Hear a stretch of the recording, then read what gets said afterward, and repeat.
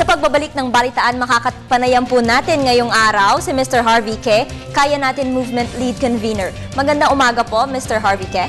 Magandang umaga naman sa lahat ng ating mga nanonood ngayong umaga. Yes, sir. Ano po nagagampanan ng Kaya Natin Movement sa darating na eleksyon? Well, unang-una sa lahat ay ang gusto namin gawin ay magbantay sa nalalapit na eleksyon para siguraduhin malinis at maayos ang ating halalan. Particular dito ay ilo-launch namin ngayong umaga na anti-vote buying movement. Kung saan hinihikayat namin ang aming mga iba't ibang mga kandidato na pumirma ng tinatawag nating anti-vote buying covenant, kung saan pinapangako nila na hindi sila bibili ng boto at hindi sila mananakot ng mga botante at ng mga iba't iba pang mga opisyal ng ating COMELEC at ng ating mga public school teachers. Meron rin tayong ilo-launch na Citizens Covenant kung saan pinapangako ng mga ordinaryong mga mamamayan na hindi rin nila ibebenta ang kanilang boto at sisiguraduhin nila hindi nila lalapitan ng mga politiko para ilako ang kanilang boto. Sapagkat naniniwala kami na ang dignidad ng bawat Pilipino ay napakahalaga at pag binibenta o binibili ang ating boto, parang sinisira na rin natin ang ating dangal at dignidad.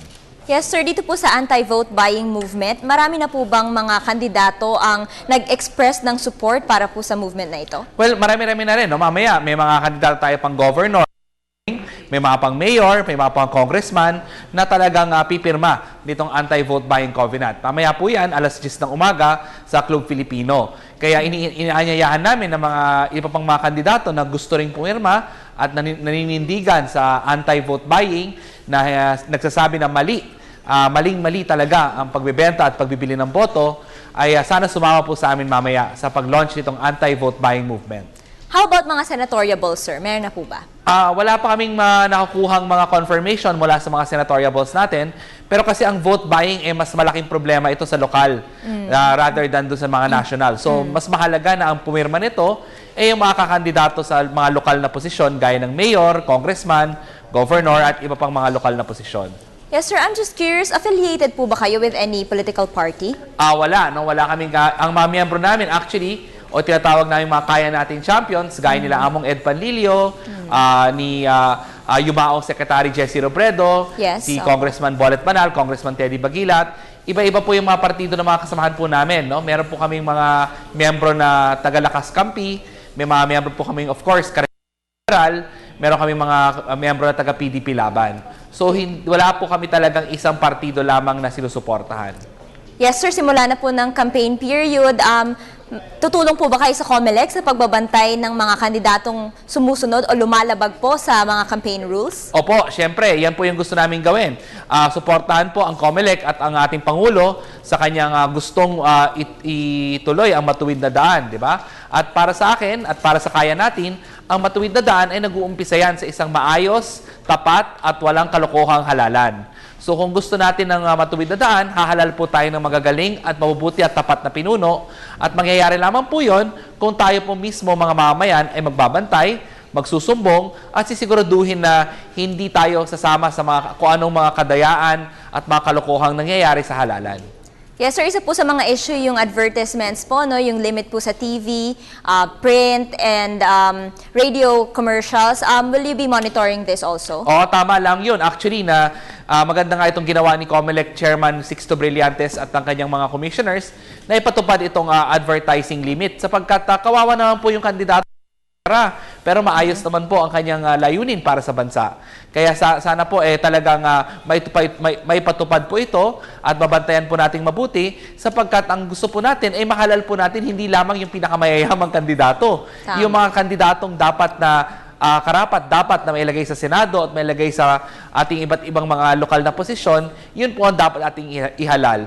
Kaya kawawa naman po kasi kung wala pong limit itong advertising, talagang kawawa po yung mga maliliit at mga mahihirap na kandidato na mas deserving naman na maging senador o maging mayor o maging congressman.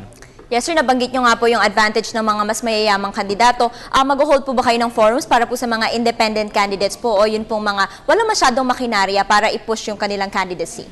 Wala po kaming plano pa na gawin yung mga forums na ito. Pero meron po kaming mga partnerships already. Halimbawa, meron po kaming partnership with Ateneo School of Government. At tumutulong na lamang po kami sa iba't ibang mga organisasyon na nag-organize din po ng mga forum na ito para po mas maraman at mas maintindihan po ng taong bayan kung ano po ba ang plataforma ng ating mga kandidato, sapagkat yun ang mahalaga. Tingnan po natin record ng isang kandidato. May nagawa po ba ito para sa atin? O baka naman magaling lang kumanta at sumayaw kaya iboboto natin. Tingnan po natin kung ano ba ang kanyang plataforma. May plano ba talaga ito kung siya ay mahalal sa Senado o mahalal sa iba't ibang mga posisyon? Kasi mahirap naman po na ang iisipin lang po natin, magaling siya magsalita, iboto na natin yan. Opo. Marami kasing magagaling magsalita pero kulang naman sa gawa. So dapat po talaga ay bantayan natin at mag-isip po tayo ng mabuti bago po natin ibigay ang ating tiwala at boto sa ating mga kandidato. Yes, sir. Can you please tell us gaano po karami ang miyembro nitong Kaya Natin movement? And will you be campaigning against those who violate campaign rules po? Well, definitely, no? Meron kaming mga kulang-kulang mga 3,000 mga miyembro all over the country. Mga volunteers po ito na tumutulong po sa amin.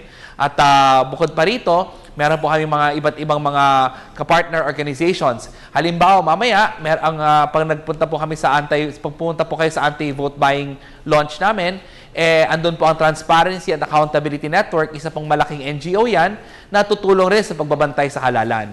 Andyan din po ang Ateneo School of Government, isa pong academic institution, na tutulong din po sa aming mga layunin isugpuin ang vote buying. Siyempre, ang kaya natin po, sisiguraduhin po namin na sa abot na aming makakaya na hindi ho manalo ang mga kandidatong magwa-violate ho ng election rules. Sa akin lang po, ganito lang po sa ating mga kababayan, kung ngayon pa lamang na kampanya ay hindi sila marunong sumunod sa batas, paano ba pag naihalal natin sa pwesto yung mga yan?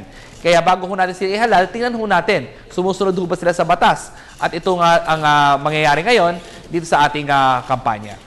Maraming salamat po, Mr. Harvey K. At good luck po sa inyong efforts for good governance. Maraming salamat din po.